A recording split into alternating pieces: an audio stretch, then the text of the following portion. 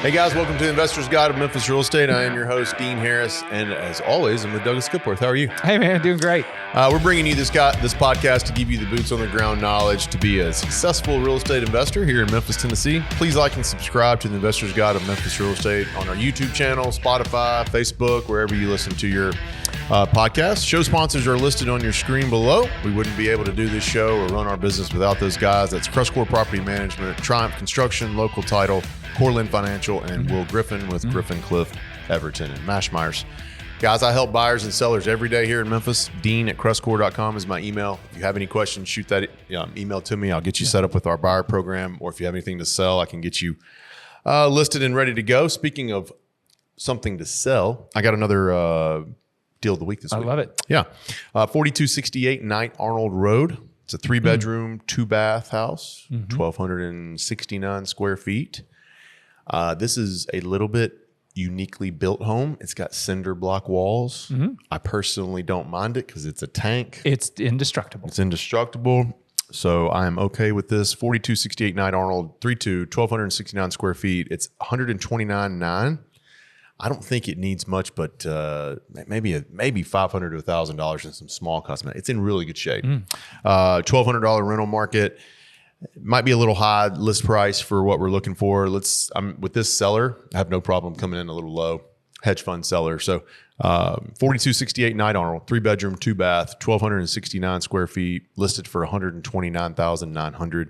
Market rent is $1,200 over there. So if you have any questions, Dean@CrestCore.com. I'm happy to help you with that. Love it. Last week's podcast was great. We talked about, why the need or why our stress levels leave when we have 10 plus houses in our portfolio. Yep. Of leveraged houses, with a mortgage. So great podcast, kind of building on that topic a little bit, because it's like, why, you might say, hey, Dean, you're encouraging me to keep going and keep buying. And so this past week, I was thinking to myself, like, what would be a good topic to build on that? And as I started thinking about our calls coming in and my new investors, for the last 3 to 4 months, half of my investor calls that are new coming from different websites or the podcast or wherever it's coming from, half of them have a portfolio here already. Okay. They're another out-of-state investor that bought them from someone else or did. And then now they're catching the podcast and they're coming in. So today's topic in conversation is really about why veteran investors are buying in real estate in Memphis. Okay. Why are they coming here? If they have them somewhere else, I had a call yesterday with a guy. He has 10 in Phoenix and 5 outside of Houston.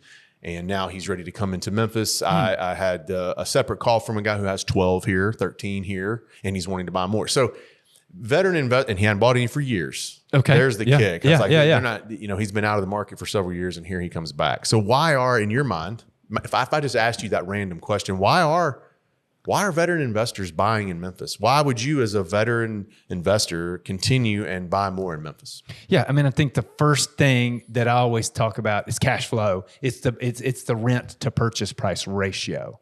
So the 1% rule, the deal of the week last week was better than a 1%er. Yeah. Well, and that's what you can get. Last week, yeah. Last week, I think it was like a $1,200 rental on a $100,000. That's right, Royal Pine. Yeah. Royal Pine was a better than a 1%er. Yeah. Your rent to price ratio is more favorable here than it is. And all that means is cash flow. Yes. So cash flow is the 1 or 2 word answer, depending on how you spell cash flow. Right. And I can never remember. And because I get, right. I get 1 word or 2. I just go with whatever Google makes me do. That's right. Cash flow. That's right. That's what the answer is. A lot of my clients, when I say a lot, I mean 95% are from the West Coast or in the Western time zone, Pacific time zone. Yeah. A lot of California investors. Yeah. And the main reason is for cash flow. They cannot... I tell the story a lot of times. I have a client that's a lawyer. He's a estate planner. And he had a lady come into his office and she was bragging essentially about how she just spent $450,000 on a home in California that was rented for $2,200. She couldn't be any more thrilled. And of course, he kept his opinion to himself. But he owned 15 houses here that were getting $20,000 in rent, right? Yeah. That were a lot more than 440, but he was laughing. He's like, golly, for 440 grand, I can get $5,000 in Memphis or more, or what have you. There's my point. Yes. A California resident, when they get, 0.5% return, they're thrilled, right? She was bragging. You come over here and you get that, and it's like, we wouldn't touch it, right? So coming to Memphis for the cash flow is the main reason. We've seen some appreciation over the last few years, but I think historically it's the cash flow. That's what we want here. Yes. Number two, when we talk about why the investors are coming here, if someone asks me that, it's because I get that a lot. Hey, Dean, why do you just stay? You're encouraging me to invest in out of state. Why don't you invest in out of state? Right? It's like, I'm encouraging you to invest in out of state investments because you don't live here. This is where it's at. And what I mean by that is it's been steady and consistent for forever. All right. I've built my entire rental portfolio off of your experience. Yes. Okay. When I first started talking to you in 2001 or 2 or what have you about this whole thing, it was, I've been buying here in Memphis in these areas, and it stayed fairly consistent. I kept asking questions through 2008 and 9 before I owned anything. Hey, Dean, the rent, we've seen a little influx of $25, $50 up or down, depending on where it was. Right.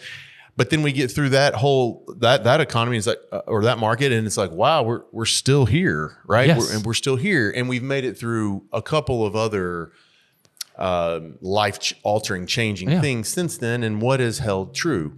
We're still a rental city for the most part. We still have tenants that are paying rent, and it's just been consistent. So there's my second reason is steady and consistent, historically good cash flow in the areas that I'm sending them out. I don't even send out houses in areas that have not historically been good. Yeah. That's great. We have seen real estate recessions and real estate depression.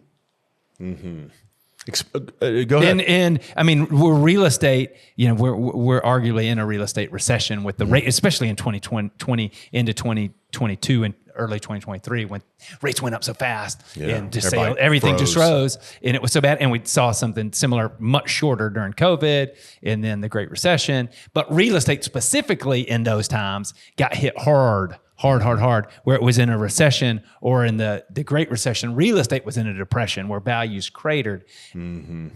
But renters paid, properties cash flowed, and they continued over time to pay down that mortgage, which builds up your equity. They continue to appreciate, which builds up your equity. So all of a sudden, your portfolio, you look up and it's over time, it's just a slow and steady, consistent market, which is what a buy and hold investor is. 100%. You've said this in another podcast, but what are the 4 or 5 things that tenants do? When tenants do when times get extremely tough and markets go. This could be anywhere, but I think it really hones in. We have seen this, and it's this is why it's steady and consistent. We talk about appreciation and we talk about the market in general, but for tenants, it's like they always prioritize their housing, their utilities, their food, and their transportation. So like those 4 things become like locked in for renters in harder economic times.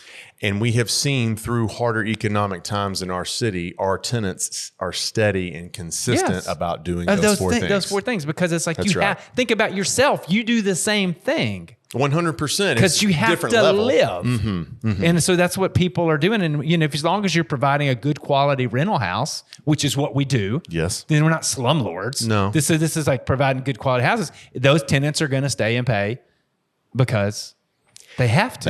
They have to live their life. Just like you have to live your life. I have to live my life. I got to pay a mortgage or got to pay rent somewhere. So if I were a flipper and I was a crypto I quit going to the movies, and I quit eating out, and I quit doing those things. All that stuff. But I don't quit paying my rent. No. If I were a flipper, I flipped houses, or I was into the crypto or something quick or whatever, Memphis might not be your style. That's right. If you're looking for long-term residual effects on your economic status, the tax implications, the residual rent that's coming in every month, and all the other things, then Memphis is for you. Steady, consistent.